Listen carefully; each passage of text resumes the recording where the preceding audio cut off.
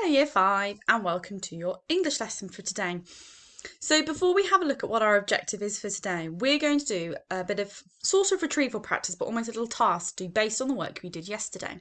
So this was my opening paragraph that I wrote yesterday. Now I added an additional part on that you guys weren't aware of, which was the last bit that you needed to add onto your paragraph from yesterday.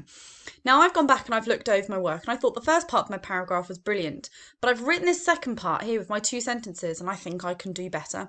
So I'm going to have a go at editing and improving this part of my work today, okay?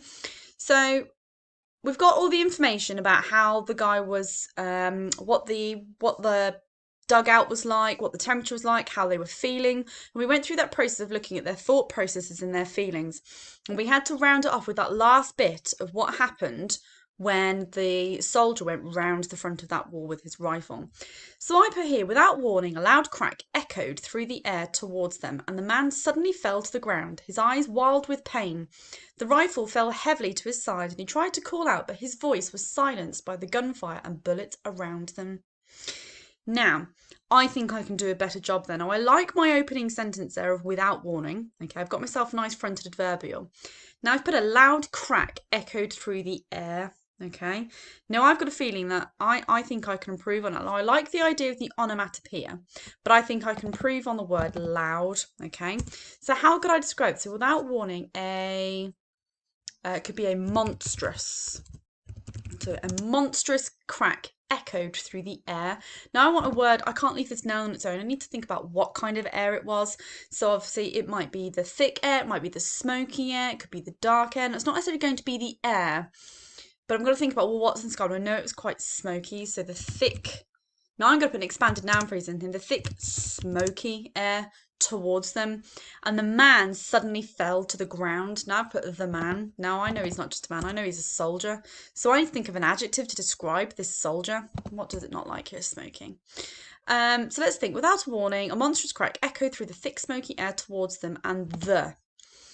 So we need to think of an adjective to describe him. The unfortunate soldier suddenly fell to the ground. So I like the idea here of it being suddenly because it says soldier suddenly, so I've got a bit of my alliteration in there. Now we can't just leave it as ground, so I need an expanded noun phrase in here. Now I know it's damp, it's cold, it's blood spattered, it's mud spattered, it's got bits of debris littered all around it. So I need to describe on here. So it fell to the muddy, blood spilt.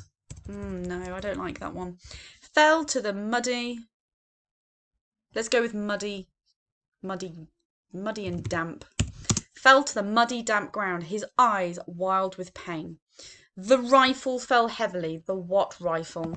What kind of rifle is it? Is it a big wide rifle, small rifle, the heavy rifle? Now I can't use the word heavy because it put here that it fell heavily to his side.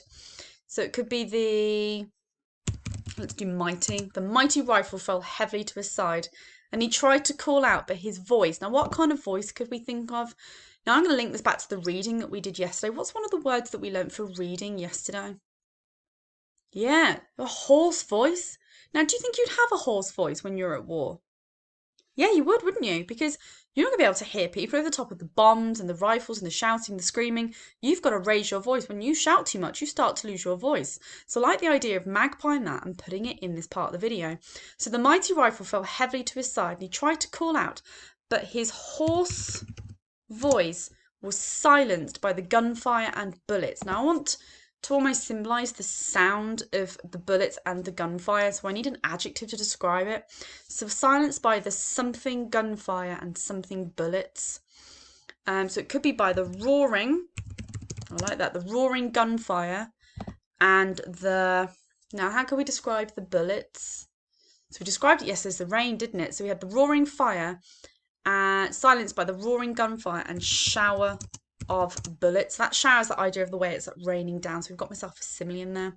So already I can see that I've improved that part of my sentence. Now I think that's much better than it was beforehand. So what I want you to do now before we move on is I want you to go back and look at yesterday's work. Is there a sentence or 2 sentences that you think you can improve on? Okay, is it that you can add an extra adjective in there? Can we change the opening to your sentence? Could you get some onomatopoeia in there? Could it be a case of that we didn't use enough emotive language in there? So I've got that he was wild with pain, the mighty rifle silenced by the roaring gunfire, shower of bullets. I've got my emotive language in there that I was missing to start off with. So to pause the video, pick a sentence from yesterday and see if you can improve it for me. Okay, so now that you've done that, let's have a go at looking at our success criteria for today.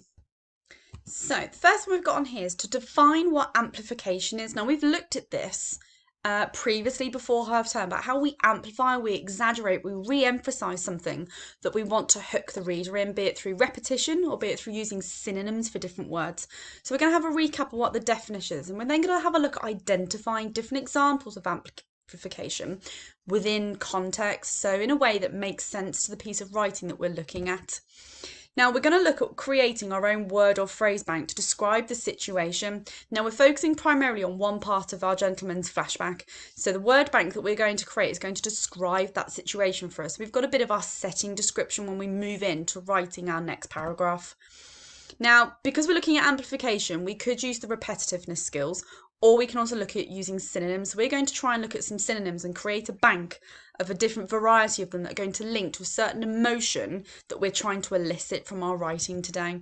And then once we've done that, you're going to have a go at writing a paragraph using those techniques yourself, including using the techniques we've learned from the last few lessons as well.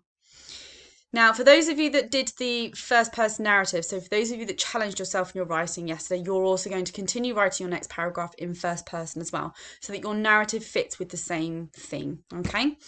So, amplification, okay, we're going to recap this because I know we've looked at this recently. So this is one of the literary devices that we use when we want to make a point by adding additional information on top of what the original point was.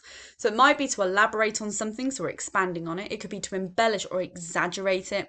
So make it more prominent and at the forefront of that reader's mind. So it almost hones in to those specific points we're trying to make. Now, sometimes we use the repetitiveness of a word for the effect as well. So for example, here's one of the examples we looked at before the beginning of term.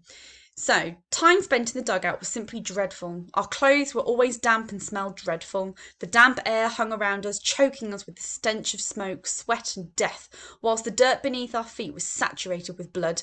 There was little to eat, little sleep, little shelter, and little sanitation.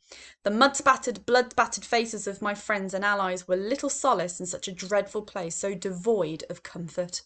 So that was one of the paragraphs that we looked at before half term. Now, I wonder if you noticed where we might have used the repetitiveness of some of our words.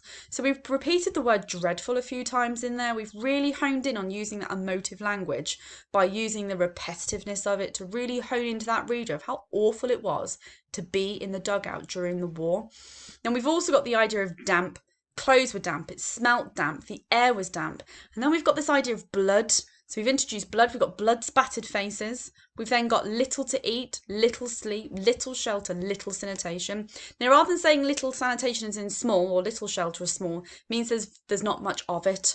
So there wasn't very much to eat, they didn't get very much sleep, there was very little shelter, and there wasn't much sanitation around. So we've used that word there to describe how much they didn't have when they were there during the wartime. And then we've also got the repetition of the word spattered as well, that idea of something that's flicked up and has like created that spattered pattern across your face or on your clothing or even on the ground. So there we've got the repetitiveness of different words in there. So it's not just the same words. We've also got some repetitive words where we've looked at the smells. So we've got the smell, we've got the choking, we've got the stench. And we looked at that in one of our other ones when we looked at acrid, we looked at putrid, we looked at acid smells, acrid smells. So that's an example of where we can use that repetition to really hone in that message to our reader. Okay, so I want us to try and create a kind of word bank about this part of our scene. Now, I've got here some examples here. So I've got, he was writhing in pain, got crimson red blood, pale white face, drained of colour.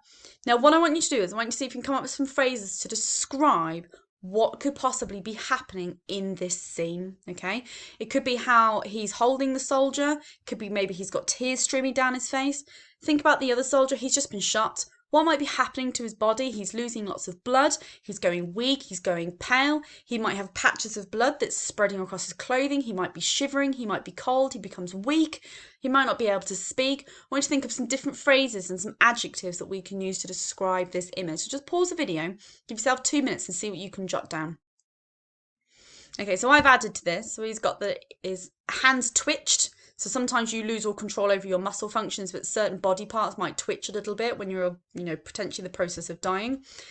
I've got here that he had shallow breathing. Okay, once you've been shot, potentially if you're shot in the chest, you've got your lungs. So if your lungs aren't protected or you've got a punctured lung, you're not going to be able to breathe properly.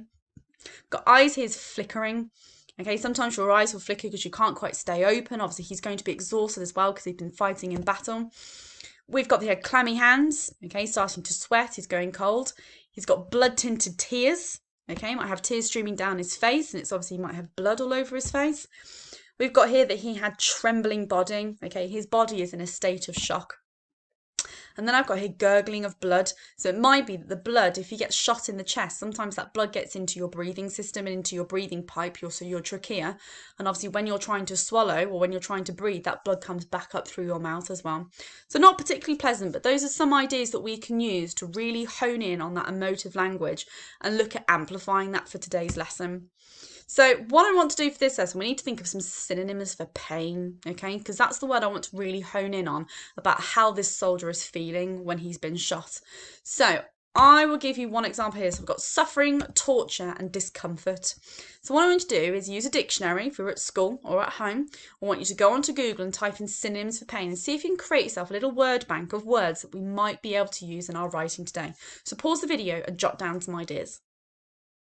Okay, so I've added to this, I've got throb, pain, agony, hurt, twinge, aches, and sting, okay? So these are all different words that symbolise the idea and the fact that somebody is in pain and they're not okay. And that's the skill that we're going to hone in on today with our amplification. So we could repeat some of the words, but equally we've got a list of synonyms now that we could use to reiterate that point of pain, which is obviously what this soldier's going through. So keep that in front of you. I'm going to show you the beginning part of my paragraph and we're going to have a go at building on that paragraph together.